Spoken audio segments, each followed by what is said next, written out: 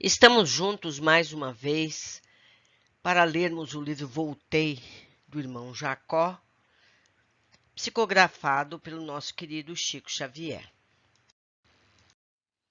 No templo, além da morte, situam-se as esferas da continuidade. Se o homem comum conseguisse deter o curso dos pensamentos de segunda ordem durante alguns minutos por dia, de modo a refletir na grandeza da vida, sondando as realidades da morte, certo evitaria as algemas do mal que o agrilhou as recapitulações expiatórias. Aqui, permanecemos articulados em nossas próprias criações, tanto quanto as peças de determinada máquina a elas se ajustam para o necessário funcionamento. Quem se aflija na escassez de possibilidades materiais ou na angústia do tempo, faça o bem mesmo assim. Quem se lamenta no cativeiro do crime, esforce-se por fugir-lhe às garras, dedicando ao socorro dos semelhantes. Quem se demora no sono do vício, louve a mão áspera que o desperta e levante-se para a caridade regenerativa. Cada dia que passa, o homem encarnado parece gritar-lhe aos ouvidos: ainda é tempo, ainda é tempo. Dirige-nos a morte para os objetivos que procuramos. Os ditadores da crueldade têm sobre o próprio mando não somente os servidores que lhe corporificam na terra, mas também os assalariados invisíveis que lhe estimam os propósitos inferiores. O homem que se transforma em instrumento da bondade, da salvação, ainda que o não saiba, recebe o concurso de muitos irmãos interessados nos serviços de elevação própria. Em preparo. Depois de prolongadas meditações, alcançáramos o dia em que eu seria recebido no grande templo. Marta e os amigos providenciaram todas as medidas suscetíveis de me intensificarem a felicidade. Crianças no parque transportaram enormes braçadas de flores, alvas como neve, e em nossa ditosa casa música elevada se fez ouvir por várias horas, advertindo-me a filha querida no sentido de manter a mente distanciada de todas as preocupações alusivas à experiência física. Seria abraçado por muitos amigos, traçaria novas diretrizes para a luta e a preparação adequada constituiria-me dever, informou a filha bondosa. Antes da hora prevista, Andrade veio até nós, avisando-me de que a noite efetivamente solucionaria o meu problema de trabalho.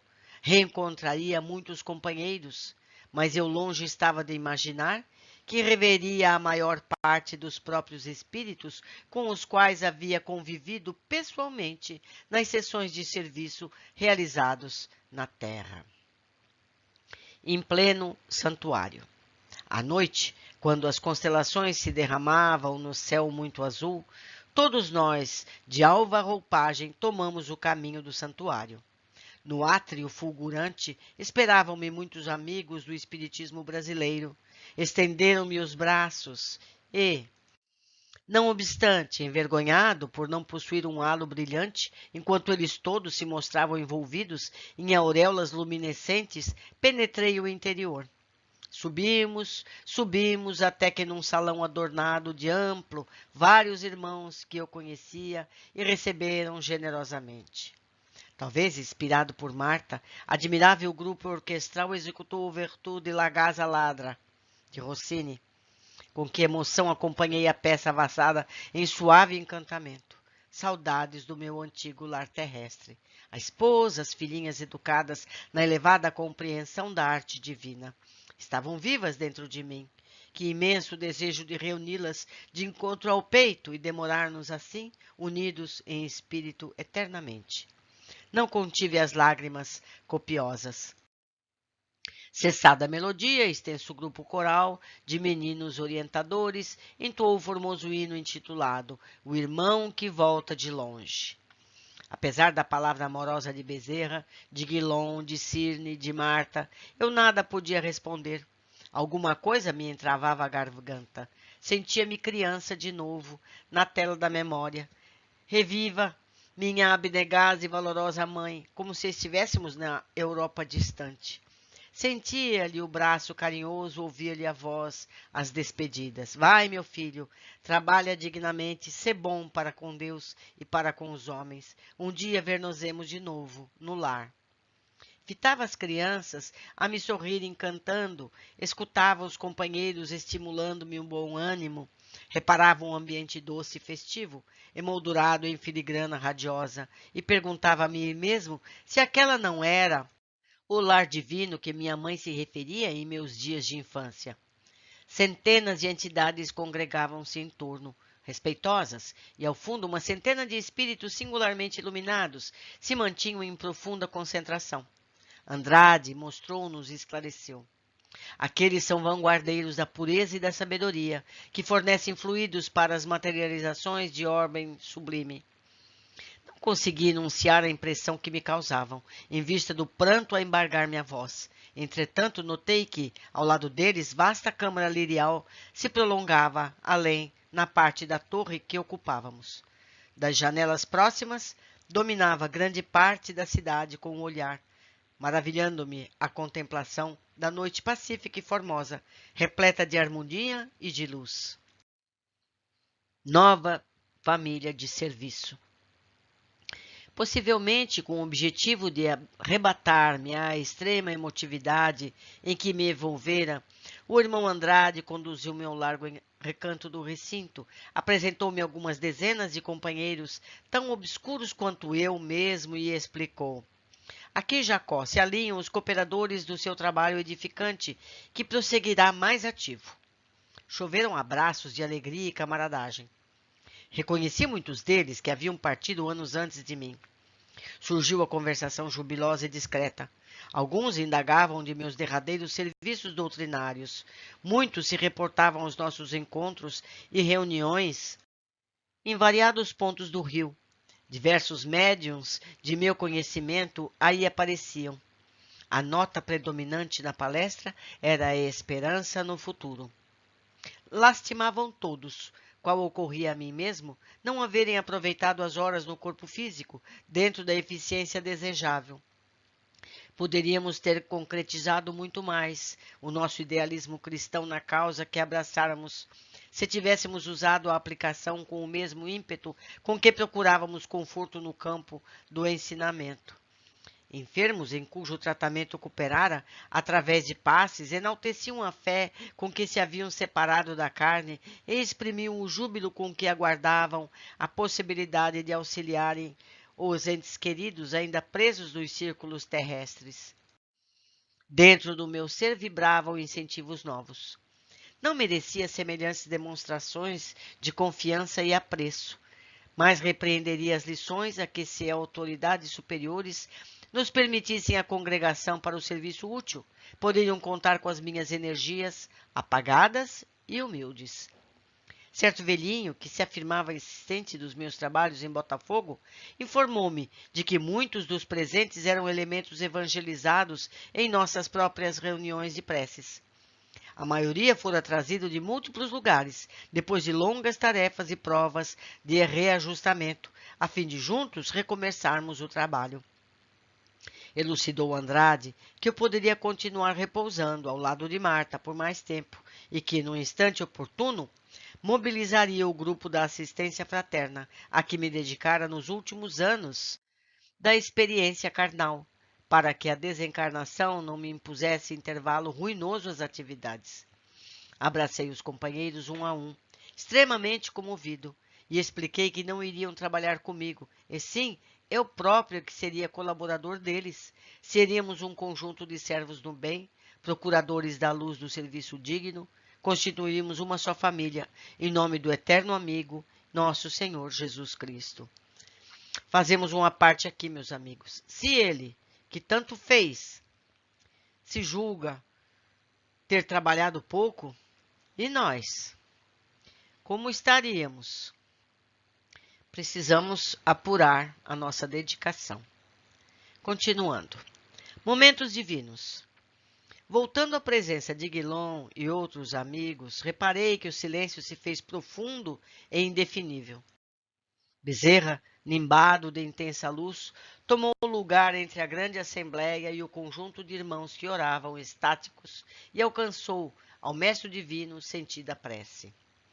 As palavras dele caíram-me na concha do coração, quais fagulhas de um fogo celeste, a sacudir minhas fibras mais íntimas, sem destruí-las.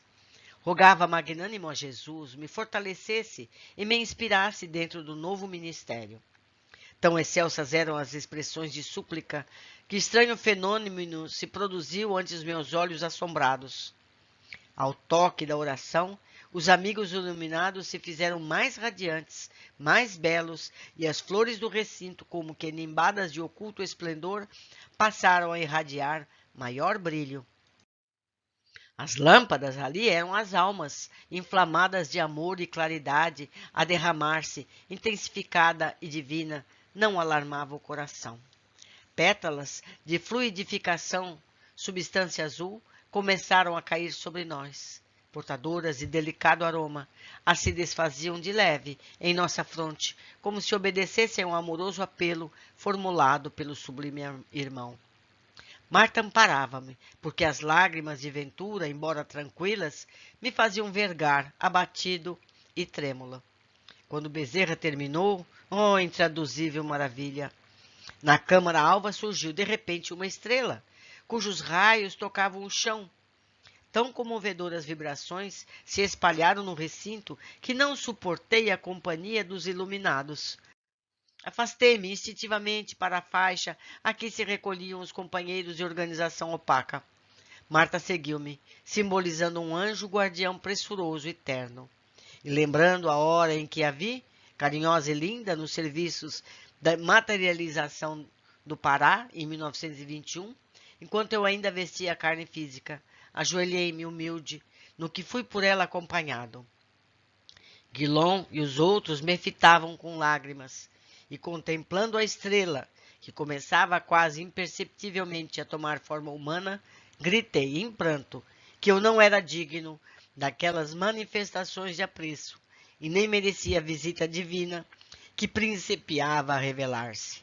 Fortalecido por sobre-humana coragem, confessei minhas faltas e salientei meus defeitos em alta voz, abertamente, sem omitir erro algum. Declarei que por mim falava a sombra em que me envolvia e afirmei que não devia ser examinado por amigo, e sim julgado na qualidade de réu, passível de justa condenação. Comovidos talvez pela exaltação a que me entregara, Guilom, Sayon, Cirne, Schutel deixaram a posição que ocupavam. Vieram ter conosco e, reerguendo a mim e a Marta, emocionados, sustentaram-nos de pé nos braços desvelados e amigos. Palavra do companheiro. Por mais que tentem os mensageiros espirituais descrever a grandeza das demonstrações da alma eterna aos ouvidos do homem que se demora no mundo, jamais encontrarão recursos com que expressem a realidade. Submetido às salutares limitações, o espírito encarnado é incapaz de traduzir a beleza celeste. A sensibilidade educada na ciência ou na virtude percebe-a qual relâmpago fugaz, tentando aprisioná-la no verbo, no som ou na cor, acessíveis à apreciação humana. Todavia, os artifícios da inteligência não bastam para a fixação da claridade divina. Entre o êxtase e o assombro, notei que a estrela se transformava lentamente. Da nebulosa radiante, alguém se destacou, nítido e reconhecível para mim. Era o magnânimo Bittencourt Sampaio, cuja expressão resplandecente constituía o que imagino num ser angélico. Cercavam-no vastas auréolas rutilantes. Surpreendido e envergonhado, busquei recuar, mas não consegui. Tentei ajoelhar-me, mas Guilom sustentou-me nos braços. Sem gestos convencionais, sem qualquer atitude que denotasse afetação, saudou a assembleia e encaminhou-se para mim, pronunciando frases que eu não merecia. O julgamento em nós mesmos. Pousando a destra sobre minha fronte, continuou com nobreza e sinceridade. Jacó fez bem anunciando as próprias faltas nesse plenário fraterno. A infinita sabedoria instala tribunais para julgar aqueles que não a conhecem, porque a ignorância reclama lições, às vezes rudes, nos planos exteriores, mas os filhos do conhecimento santificante condenam ou salvam a si mesmos. Os surdos voluntários exigem fenômenos ruidosos no terreno da expiação para que se lhes desenvolva a acústica. Os cegos desse jaez pedem medidas espetaculares nos círculos da dor, a fim de que se lhes dilate a visão. Para nós, porém, que aceitamos a graça da revelação divina, semelhantes providências se fazem inúteis. A própria consciência lavra em nós irrevogáveis arestos. Somos o fruto de nossa sementeira. Erramos e acertamos, aprendemos corrigindo e aprimorando sempre, até que a conquista do supremo equilíbrio. Não te prenda, pois, às sombras destrutivas do remorso ou da queixa. Quem terá passado incólume nos precipícios das paixões humanas, senão o Mestre amado, o nosso Senhor? Que aprendiz terá alcançado todos os ensinamentos de uma só vez? Acalma o coração de discípulo, concentra as tuas esperanças nos dias abençoados do futuro. A morte, para todos nós, que ainda não atingimos os mais altos padrões da humanidade, é uma pausa bendita, na qual é possível abrir-nos à prosperidade nos princípios mais nobres. Entouzeraremos aqui para distribuir mais tarde bênçãos de vida imortal nas obscuras esferas da reencarnação. Respiraremos agora a harmonia e a paz a que fomos arrebatados, a fim de conduzirmos depois o seu sublime estandarte entre os companheiros que, ainda presos à carne, dormem nas trevas da discórdia e da ilusão. Somos células da humanidade militante em busca da humanidade redimida. Herdeiros de muitos séculos de experiência carnal, é impraticável, é definitiva a ascensão de um dia para o outro. É indispensável planejar o bem e realizá-lo, semear a felicidade e colhê-la à custa de trabalho pessoal no suor e no sacrifício. Descerra o pensamento ao orvalho do bom ânimo. Não te detenhas na aflição vazia. Regressaremos à escola da aplicação na carne distante e faz, se preciso, amealhar energias novas para as recapitulações imprescindíveis. Ante as bênçãos do serviço. Verificando-se ligeiro intervalo na palavra amorosa e venerável, desejei perguntar-lhe quanto à continuidade dos meus trabalhos, em vista dos informes que ali recebera do irmão Andrade. Todavia, antes que me expressasse verbalmente, confirmou generoso. Desdobrar-se-á ao serviço doravante, em companhia dos mesmos associados de abençoada luta. Os círculos de vida que povoamos agora são de prosseguimento. Na experiência humana temos a semeadura. Na vida espiritual que nos é acessível, começa a colheita. O favoritismo não existe para o governo universal. A infinita sabedoria somente nos assinala através da lei. Há espíritos que se preparam no mundo para a bendita primavera de trabalho pacífico na esfera superior, e há outros que se encaminham voluntariamente para o inverso de angústias e trevas. Em seguida, a perda do corpo. Todos aqueles que de alguma sorte estiveram em tua companhia, na fraterna comunhão de interesses espirituais, constitui a legião afetiva, junto da qual seguirás caminho afora, na distribuição de amor, luz e verdade. Nossa ação mental, nas estreitas linhas da existência física, é simples ensaio para os serviços que nos aguardam a cooperação depois da morte. Sobressaem ao redor de nós multidões necessitadas de iluminação redentora. É imprescindível não desanimar e nem estacionar. Conquistastes valiosas possibilidades de servir pelos conhecimentos que adquiriste. E, se os negócios materiais terminaram com um atestado de óbito passado ao velho corpo, as tarefas edificantes prosseguem ativas, reclamando-te dedicação. Somos a caravana que jamais se dissolve. mãos entrelaçadas no labor do bem. Não repousaremos senão no Mestre, que de perto nos segue a boa vontade. É necessário, Jacó, encontrar a paz dentro de nós mesmos, na batalha pela vitória da luz, quando o Senhor a demonstrou perseguido e crucificado. Longe de nós o descanso destrutivo dos que procuram o céu sem as credenciais do reino divino em si mesmos. As esquecidas virtudes da iluminação interior. Compadecendo-se de minhas lágrimas copiosas, ergueu-me o rosto com a destra e, fitando-me bondosamente, continuou. Lamentamos não possuir, por enquanto, mais amplo desenvolvimento da luz interna. Contudo, qualquer desalento de nossa parte no esforço salvador significa a reação indébita de nossa vontade caprichosa contra os soberanos e justos desígnios de cima. Não nos detenhamos para examinar a exigibilidade dos nossos recursos. Dilatemo-lo, utilizando as possibilidades que Jesus nos confiou. Nas tropelias da agitação carnal, quase sempre nos esquecemos das virtudes suscetíveis de serem encontradas nos trilhos apagados e anônimos do vale. Nossa visão, em tais circunstâncias, já é concentrada sobre o cume da organização social provisória a que servimos e da imaginária montanha das terrestres honrarias, coroada embora de vantagens respeitáveis.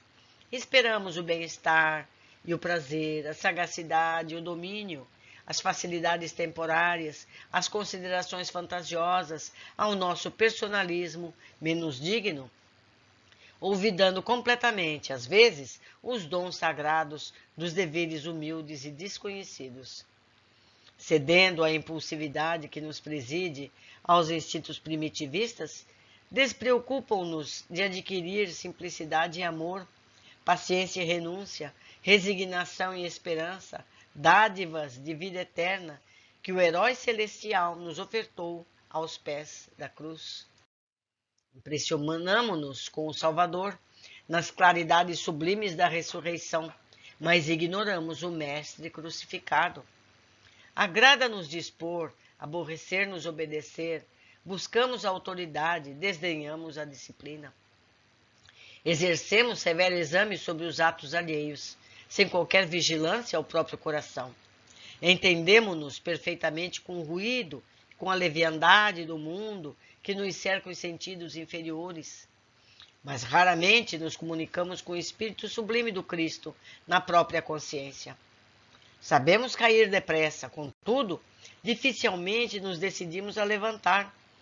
Adornamo-nos com flores de um dia e perdemos os frutos da eternidade. Habituamo-nos a pedir as bênçãos do Eterno e, quando as recebemos, dispomos-nos a dormir indefinidamente. Enchemos a terra de palavras brilhantes, esquecidos de que a vitória no bem é mais concreta naqueles que ouvem o conselho sábio e o aplicam. É por isso, meu amigo, que chegamos sem lâmpada própria às eminências da vida, incapazes de contemplar o brilho solar pela nossa deficiência de luz. Todavia, o Todo Misericordioso jamais nos cerra as portas do serviço de elevação. Aqui também encontrarás as bênçãos do atrito, no aproveitamento das quais acederás a própria lanterna para a jornada. Sem as qualidades que nos santifiquem o caráter, dignifiquem a personalidade, espiritualizem o raciocínio e iluminem o coração. É impraticável a felicidade nos mais gloriosos mundos. A lâmpada pode ser acanhada e pobre, no entanto, se possui material equilibrado e perfeito para sintonizar-se com a sede da força, produzirá luz e beleza, em silêncio. Renovemo-nos assim, aprimorando as nossas possibilidades interiores para que nos comuniquemos com o supremo do ardor da vida, através dos fios invisíveis de amor que o ligam com o universo infinito. Deixa, Jacó, que rujam tempestades do mundo, esquece as recordações violentas do passado, emerge do homem velho, caminho para o alto. irradiar-se-á então a tua luz brilhante e pura. Amemos o trabalho transformador. A vida nada deve aos inúteis. Somos ramos da videira divina e a nossa felicidade exige a seiva imortal que procede das raízes profundas. Sem esse alimento, converteremo-nos em galhos secos e improdutivos. Atravessa, corajoso, esta hora de transição.